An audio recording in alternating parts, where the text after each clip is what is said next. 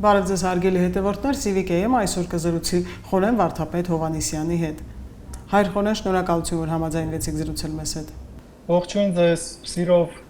Հայր Խորեն, 2018 թվականին դուք վարչապետ Նիկոլ Փաշինյանին նամակ էիք գրել, բաց նամակ, որում ասել էիք, որ Գարեգին Բ-ն եւ Սուրբ Հոգին անհամատեղելի են եւ որ հեղափոխությունը վերջնական հաղթանակով չի պսակվի, քանի դեռ լուսավորչի գահը զավթված է չարի իշխանության կողմից։ Կխնդրեմ բացեք փակագծերը։ Վերջին տարիներին ինձ շատ մարդիկ հորդորում էին, որ ես խոսեմ, բացահայտումներ անեմ։ Ես չէի համաձայնվում, վերջի անգամ խոսել էի 18 թվականին վարչապետին գրած իմ բաց նամակում եւ պատրաստ էի անգամ հացադուլի նստել, որպեսզի գահընկեց անեինք Գարեգին II-ին եւ մեր եկեղեցին ազատագրեինք այդ չարիքից։ Բայց եղավ այն ինչ որ եղավ, այդ հեղափոխության աղմուկի մեջ իմ ձայնը լսելի չեղավ եւ միայն այսօր ես համաձայնվեցի սիրով պատասխանել ձեր հարցերին եւ պիտի որոշ բացահայտումներ անեմ, որոնք թերևս ինձ հետ գերեզման պիտի տանեի, եթե Գարեգին II-ը ձեռք չբարձրացներ Հայաստանի Հանրապետության վրա եւ այս իր հակապետական գործունեությունը չծավալեր։ Ինձ վաղուց դեռ հայտնի էր, որ նա ոչ միայն Սուրբ Հոգու հետ աղերս չունի, այլ Գարեգին II-ը աղերս չունի բոլոր այն համաշխարհային պատմական կրոնների հետ նույնիսկ բուդդիզմ, հրեություն, իսլամ, նրա աստվածը փողն է եւ մի այդ պաշտամունքի առարկան փողը։ Դրան գումարվել է իր բացարձակ իշխանությունը եւ նա դարել է սանձարձակ մի արքա իր տիրույթի մեջ։ Գարեգին II-ը գիտի իմ խոսքի կշիռը եւ արժեքը։ Տարիների ընթացքում նրա մասին հարյուրավոր նամակներ, բացահայտումներ են հրապարակվել, բայց նա հազարից մեկին չի արձագանքում։ Երբ ես վարչապետ Փաշինյանին իմ բաց նամակը գրեցի, նա ուղղակի տակն ու վրա էր եղել, ամբողջ դիվանատունը ոտքի էր հանել, մի քանի թեմեր Ավստրալիայից Հայաստան մինչև Ամերիկա եւ պահանջում էր իր կամակատարներին, իր կատարածուներին գործի էր լծել, որպես ին վրա կոմպրոմատներ գտնեն։ Եվ ի պատիվ շատ սրբազանների եւ եկեղեցու վարչության անդամների ոչ ոք այդ մեղքի տակ չմտավ։ Ընդամենը մի աբեղա էր մի գրություն գրել, որը մոտիկից երբեք ինձ չէր ճանաչել, եւ մեկը կա, որ իր կնոջը եւ զավակներին փոխանակել էր վեղարի հետ համացանցում ծղրտոցներ էր արձակում։ Ինչևէ, անցնենք առաջ։ Հոկտեմբեր 27-ին 99 թվականին ոչ միայն ահասարսուռ հարված հասցվեց հայոց պետականությանը, այլ նաեւ ահասարսուռ հարված հասցվեց մեր եկեղեցում։ Գարեգին II կաթողիկոսը ուղղակի օգտվելով այն առիթից, որ այդ օրերին Հայաստանում ամեն ինչ վաճառվում էր, գնացքի գծերից մինչև Գրիգոր Լուսավորչի գահը, նա իր սիմոնական ախտով պարուրված գնեց ուղղակի աթոռը եւ Սփյուռքից եկած այդ դավադիր 30 արծաթը դժբախտաբար ողջագուրվեց հայաստանյան ընչաքաղցության հետ եւ արդյունքում ունեցանք անաստված, անհավատ եւ չարի կողմից առաջնորդվող չարի ծրագրերը կատարող կաթողիկոս։ Նրա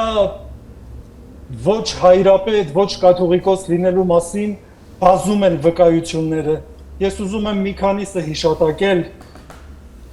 որպեսզի նրա իրական դեմքը պարզ լինի մեր հեռուստադիտողին եւ ձեզ հարգարժան հետևորդներին։ Վերջին 10-15 տարում Գարեգին II-ը առաջնորդներ են նշանակում բացառապես մեկ նպատակառումով, բացառապես մեկ շահով առաջնորդվելով, առաջնորդ է նշանակում բացառապես նրանց, ովքեր վայելում են իր եղբոր Եզրաս արքեպիսկոպոսի բարեհաճությունը, այսինքն ինչու է սա անում, որ երբ հաջորդ եկեղեցական ազգային ժողովը գումարվի եւ հաջորդ կաթողիկոսի ընտրության հարցը բարձրացվի, իրենից հետո այդ առաջնորդները ապահովեն պատգամավորներ եւ հաջորդ կաթողիկոս ընտրեն իր եղբորը։ Սա է նրա չարադավ եւ հեռահար նպատակը։ Ես մի առիթով նրան նամակ էի գրել եւ իրեն բնութագրել եմ իբրև սովետահայ փողոցային երիտասարդի հոգեկերտվածքով մեկը եւ նա առաջնորդվում է ճիշտ այդպես սովետական փողոցային երիտասարդ է նա եւ ասում է սա մեր աղբերն է ներողությունը արտահայտությանը սրան եպիսկոպոսություն սա քրոջս տղան է սրան եպիսկոպոս սա մեր աղբոր մյուս տղան է սա եւ երկրորդ շրջանակն է գալիս քրոջս տղայի աղբերներն են սրանց էլ պիտի եպիսկոպոսություն տամ ահա այսպիսի խայտարակ վիճակի մեջ է մեր եկեղեցին այսօր եւ իգին ամեն ինչի մենք պետք է ազատվենք նրա հրեշություններից ուզում եմ հիշել եւս մեկը որ 13 թվականին ինձ անձամբ ինչպես պարտադրեց որպեսզի Հնդկաստանում վարչության եկեղեցական վարչության ընտրությունները կեղծելու եւ իր համար ցանկալի արդյունք ապահովելու համար Հայաստանից 23 մարդ տանել Հնդկաստան 2 ամիս պահել աշխատավարձ տալ վճարել եւ ազգային հարստությունից ծախսվեց $200,000 բայց վերջին պահին 2 օր առաջ երբ հայտնի դարձավ որ BBC-ի մակարդակով համաշխարհային սկանդալ պիտի լինի այդ մարդիկ չմասնակցեցին ընտրություններին այսինքն Հայաստանում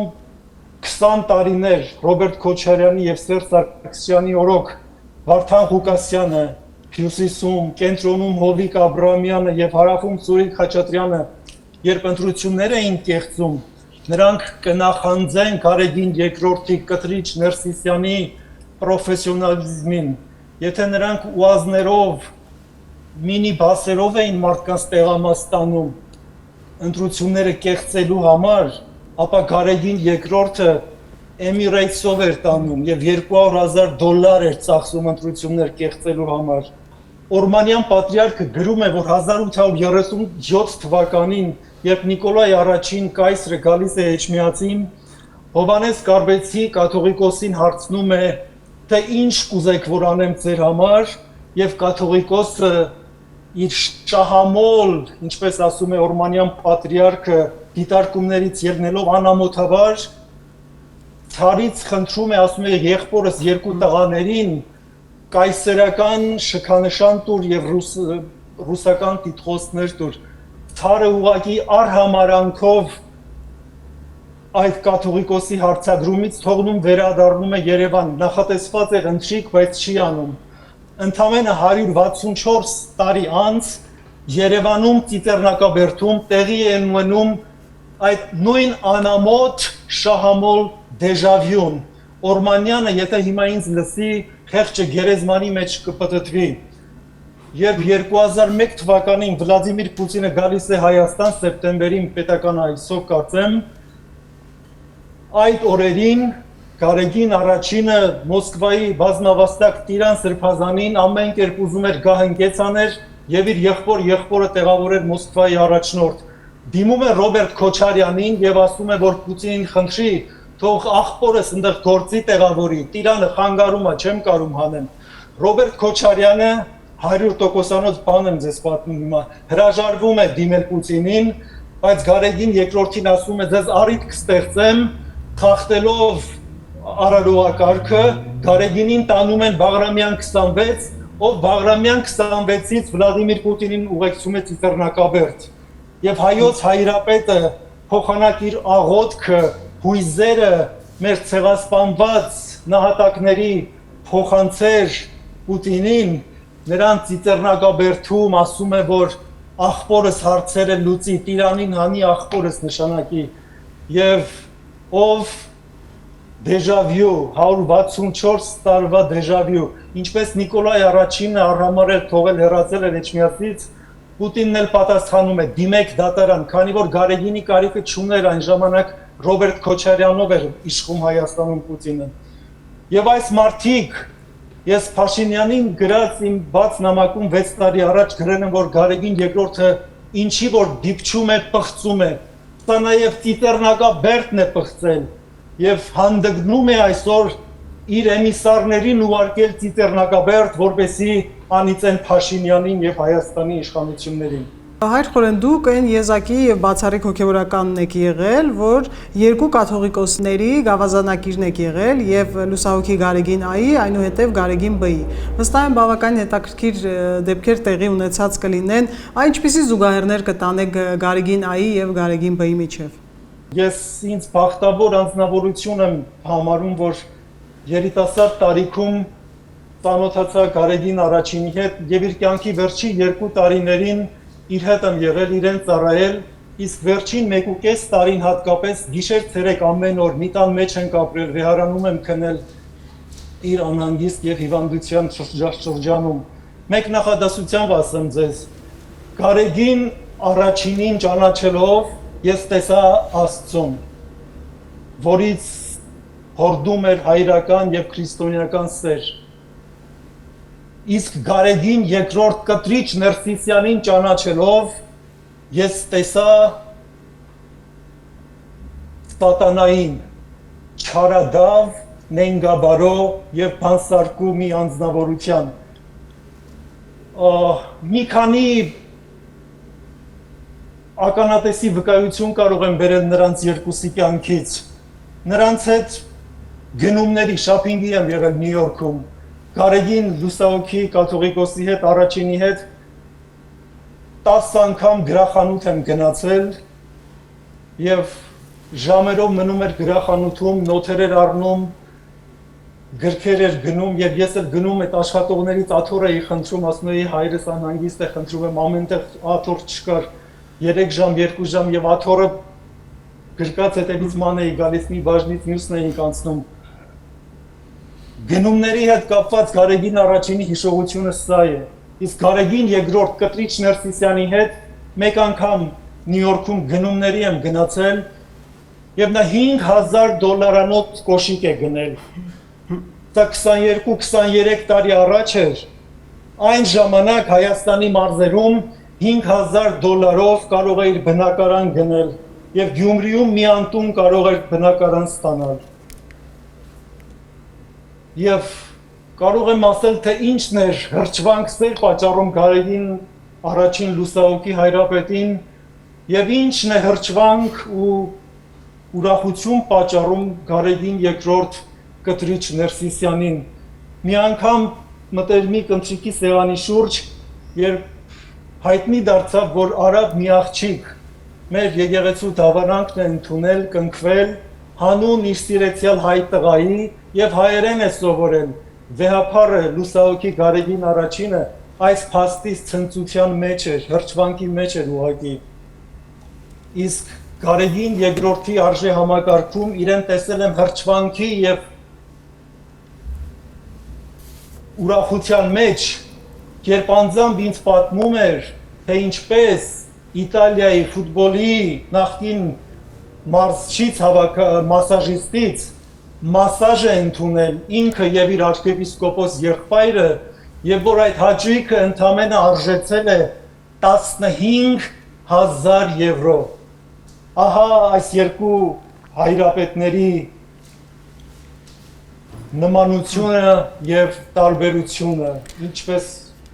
օծը եւ դաղցը, ոչ մի նմանություն։ Ձեզ թիվս նաև բազմաթիվ այլ կարգալույց եղած հոգևորականների, բազմաթիվ են այդ հոգևորականները, որոնց Գարեգին Բ-ն կարգալույց է արել, ձեզ 2 անգամ է կարգալույց արել, կասեք ինչպես դա եղավ։ Ես անցյալ օրը մի հոգևորականի հետ խոսում էի այս հարցով եւ նա ասաց, որ Սրբազանն ասաց, որ երբ հոգևորականը կոչում ունի եւ նրան կարգալույց ես անում, նրան սպանում ես։ Ես ասացի Սրբազան ինձ 2 անգամ է այս անաստվածը սպանել։ Ինչպես ասեցի, նրա հետ, նրա աշխարհը, նրա աշխարհայացքը, ամեն ինչ գումարի փողի շուրջ է։ Տարիներ առաջ երբ Նյու Յորքում ուսանող էի, նաև այցելու հովիվ էի Սուրբ Խաչ եկեղեցում եւ այնտեղ ընտրությունները փորձեմ կարճ կապել, չեմ ուզում անձից վրա կենտրոնանալ, բայց ուզում եմ իմ անձի հետ կապված այս դիտվածներով մարդիկ ճանաչեն նրան։ Եվ ընտրությունները կեղծվել էր ինքը այդ օրվա առաջնորդի հետ եւ ես հրաժարվում էի իբրև այցելու հովիվ ստորագրել արդյունքը, քանի որ երկու թրքահայ ընտանիք, որոնք Սրբազանի օրվա Սրբազանի բարեկամներն էին, կեղծել էին։ Եվ այդ օրերին Գարեգին երկրորդը Նյու Յորքում էր եւ երբ իմացավ այս դեպքի մասին, իմ ներկայությամբ Սրբազանին ստորացրեց ուղակի, Փարիզ բուն իմաստով։ Նրանց միջև լարվածություն կար, քանի որ կաթողիկոսական ընտրություններին այդ Սրբազանը հակառակ ճամբարում էր։ Եվ երբ կաթողիկոսը վերադարձավ Էջմիածին, Սրբազանը ինձ կանչեց երկու բառ ասեց կամուրջները տայրեցիր։ Եվ ինքը սկսեց այդ ժամանակվանից Սրբազանին բարերարներ մատակարարել, մինչ այդ Նյու Յորքից գումար չէր ստացել, բացի իր մտերիմ ընկերուհի Լուիս Սիմոն Մանուկյանից եւ նրա շրջանակից։ Եվ ինձ անմիջապես կանչեց գումարները, նվերները ստանալուց հետո վեհապարը ուզեցավ հաճոյանալ Սրբազանին եւ շաբաթներով Էջմիածնում առհամարած մի անկյուն շպրտած վիրավորված թողեցից գնացի ուղակի, բայց զղջում է իմ կյանքը հոգեվորական լինելն է, ես ծնվել եմ հոգեվորական լինել, ուրիշ բանի ընդունակ եւ վիճակի չեմ, ես Աստծո խոսքը քարոզելու համար եմ ծնվել։ Եվ երբ տարիներ անց վերադարձա, ինձ 1 տարի ուղարկեց Գեղարդաբանկ մի խուց եւ միայն հետո էր ինձ հայտնի դառնալու, որ 1-2 իմ մեծահարուստ ծանոթներ, որ ունեի, փորձել էր նրանցից գումար պոկել, ասելով, որ ձեր ծանոթին ետ եմ բերել, լավ պաշտոն պիտի տամ եւ այլն։ Այս անամոթի ծրագիրը չիրականացավ եւ ինձ աքսորեց Հնդկաստան 5 տարով։ Ինչու եմ ասում աքսորեց, որովհետեւ երբ իմ Հնդկաստանում իմ նախորդին հոխորտացել էր կարգալույց կանի, այս կանի եւ ասել էր նշանակում եմ Հնդկաստան, քանի որ Հնդկաստանից ավելի վատ տեղ գոյություն չունի։ Եվ այսպես իմ հալածանքները շարունակվեց Հնդկաստան, Մյանմար, այնտեղից հափշտակեց $500,000 եւ պայմաններ չկար ապրելու, իրեն հեռազայնով ասացի, վայփար ուր ապրեմ, ասեց հոգս չէ, բառացի մեջ բերում եմ անում, մի պատի տակ մի փալասքից վրան քնիր, այսպես անձանձրույթ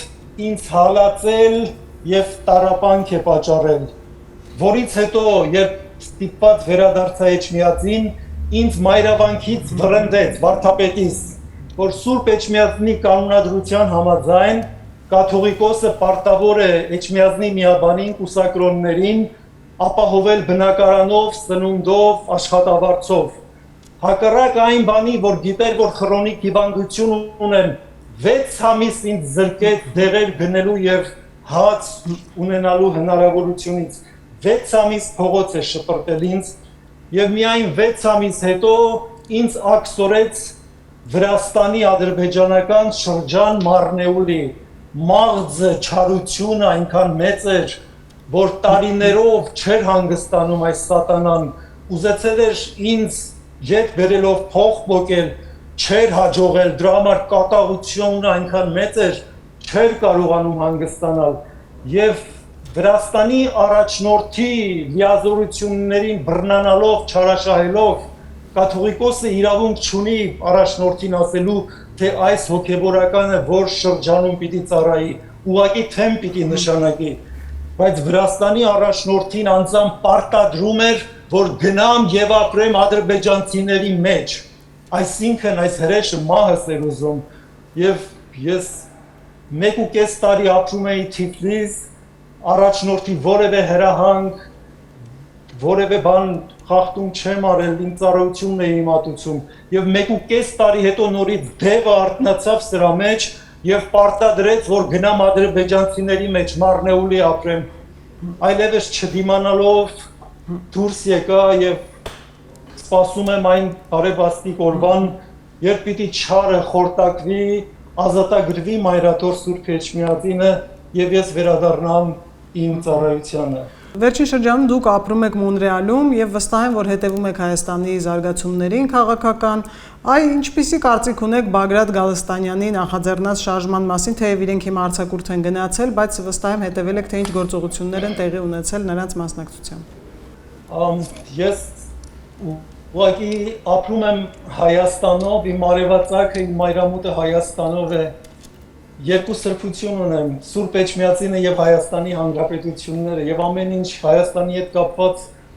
եւ Սուրբ Էջմիածնի հետ կապված ինձ համար անձնական է։ Ինձ թվում է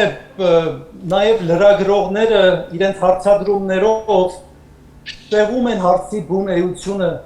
Այստեղ Բագրատ Գալստանյան չկա, Բագրատ Սրբազանը ուղղակի ինչպես ինքն է ասել show must go on, ինքը շոումենն է միայն այստեղ, բայց ոչ երբեք ռեժիսորը կամ շոու գրողը։ Նա անում է ինչ որ նրան հանձնարարված է։ Ինձ համար հստակ է, դա հակապետական Գարեգին երկրորդ կտրիչ Ներսիսյանի հակապետական քայլն է ընդդեմ Հայաստանի Հանրապետության։ Նա ով կարող է այս ծանր օրերին Հայաստանի եւ Արցախի համար շքանշան ստանալ Ռուսաստանի նախագահից, այս օրերին, այս տարիներին, երբ Մոսկվայի եւ Բաքվի շահերը ուղղակի այդենտիկ են եւ դրանք ընդդեմ Հայաստանի են, ոչնչով իրարից չեն տարբերվում։ Եթե դու Մոսկվայից շքանշան ես ստանում, ուրեմն շքանշան ես ստանում Բաքվից։ Սա միանշանակ է եւ ուզում եմ բոլորը սա տեսնեն եւ հասկանան։ Եթե Մարիա Զախարովան եւ կրեմլյան շրջանակները գովաբանում են Բագրատ Սրբազանի այս որի շարժումը, որին ես անվանում եմ շապիտով վեղարիտակ, նշանակում է Բաքուն ողջունում է,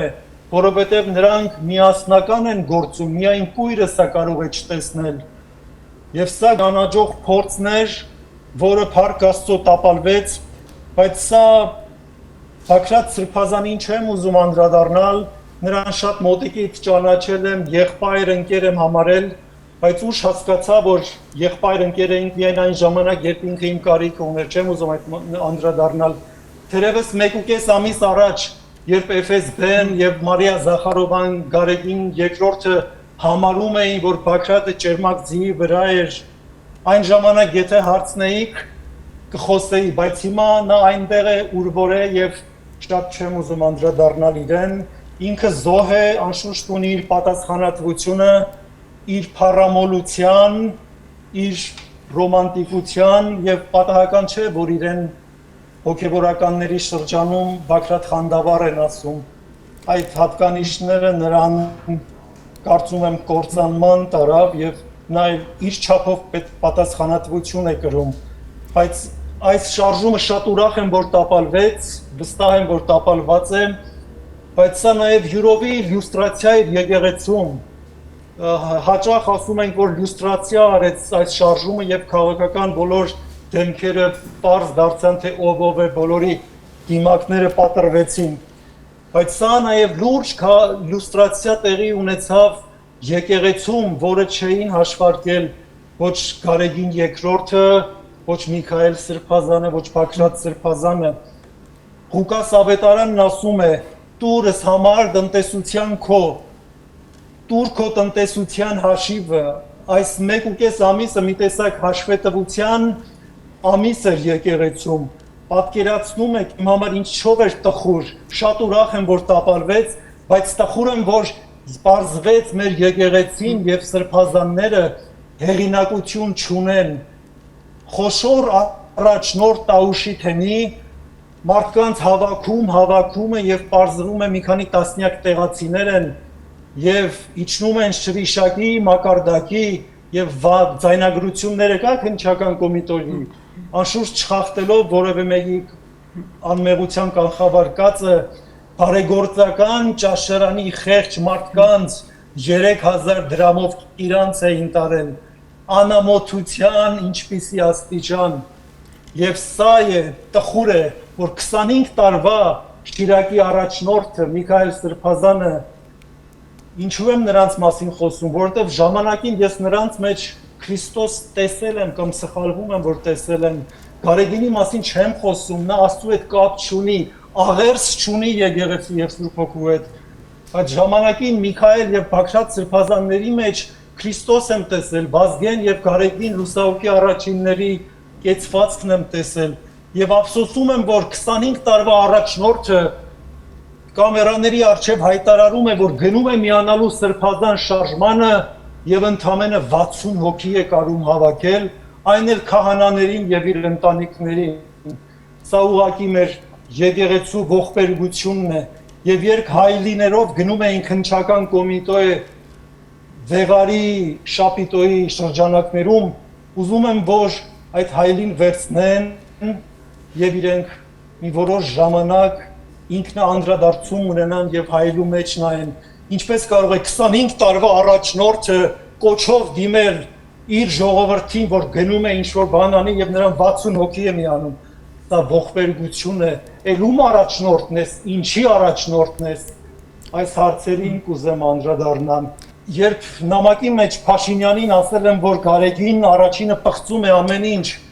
ուզում եմ եւս մի շռնդալից օրինակի մասին հիմա խոսեմ։ Դրանք այս շարժումը երբ սկսեց այս շապիտոն Վեղարի տակ, իբրև թե այդ Տաուշի հարակից ադրբեջանական 2.5 գյուղերի համար էին պայքարում, գյուղի տարածքի համար։ 1989 թվականին Վազգեն կաթողիկոսը Կոնդակով հիմնադրում ստեղծում է Արցախի թեմը,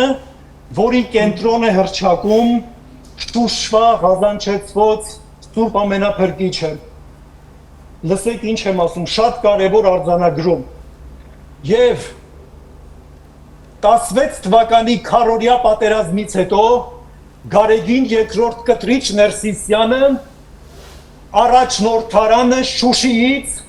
տեղափոխում է Ստեփանակերտ։ Եվ մեր արցախցի այն քույրեր եղբայրները,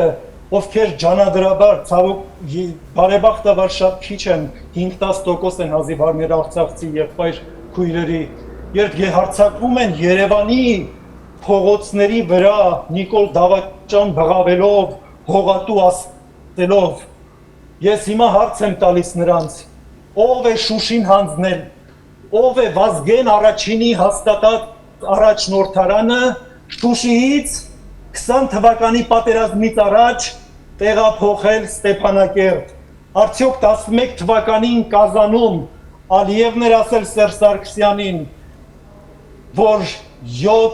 5+2-ին ավելանում է նաև Շուշին։ Արդյոք 16 թվականի քարորյայից հետո էր Սերժիկ Սարգսյանը իր ենթակա Գարեգին երկրորդին ասել առաջնորդարանը ձեր սեյֆերը ունեցվածքը Շուշիից մաքրեք, իրենք Շուշի պահող են և Փաշինյանը հանձնողն է, թող այս հարցին պատասխանեն, թող մեր արցախցի քույրեր եղբայրները գնան Էջմիածին, Վեհարան և պարզաբանում ուզեն, ինչու են անարգել Վազգեն առաջին կաթողիկոսի 89 թվականի սրբատար կոնդակը, ինչն էր սխալ արել Վազգեն կաթողիկոսը, թող պատասխան տա, ինչու է դատարկել Շուշին առաջնորդարանը, այս հարցին կարծում եմ պետք է ընթացք տրվի։ Ամփոփելով զրույցը, որն է ձեր մաղթանքը Հայաստանին եւ հայ ժողովրդին։ Անհամբեր սպասում եմ այն օրվան, որ շուտով կգամ եւ ձեզ հետ կապրեմ, ինձ համար միտեղ կապրելու դա Հայաստանն է, հիմա ստիպված եմ այստեղ ապրում։ Եվ իմ մաղթանքն է, որ մեր եկեղեցու սրբազանները եւ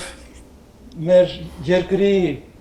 արդար ընտրություններով ընտրված իշխանավորները կրավորականության վիճակից դուրս գան։ Նորից պիտի Գարեգին առաջին լուսահոգի հայրապետին հիշեմ,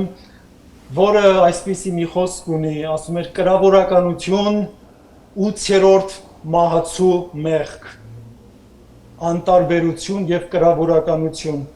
Եկեղեցին պետք է մաքրել այս չարի սատանայի իշխանությունից։ Եվ գիտեմ շատ հոգևորականներ հիմա ասում են առանց իշխանության մենք դա չենք կարող անել, իսկ ինչքան ինձ հայտնի է որոշ մեր իշխանավորներ էլ ասում են դա եկեղեցականների սրբազանների գործն է։ Խնդրում եմ, աղերսում եմ, առաջնորդվեք նախանց տանքո կերիցեզիս աստվածաշնչային պատգամով եւ մի ասեք սա իմ գործն է, սա իմ գործը չէ։